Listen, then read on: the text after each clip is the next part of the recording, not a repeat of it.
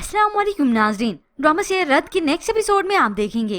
आज जब ईमान की जैन से मुलाकात हुई तो वो उसे मुख्तलिफ इंसान पाती है। घर आकर वो इस बात का इजहार करती है अपनी बहन से।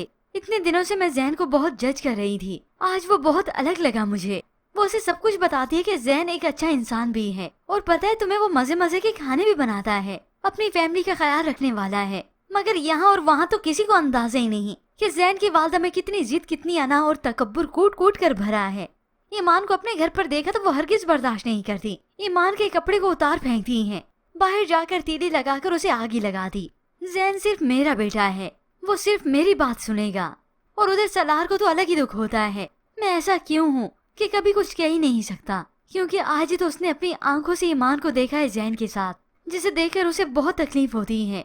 जबकि वो दूसरी जानिब आप देखेंगे, सवेरा की सास तो अब उसे इमोशनली ब्लैकमेल करना शुरू कर देती है। दो बेटियों की माँ हो तुम, जिनके बेटे नहीं होते ना, उनकी जिंदगी भी खुश नहीं होती।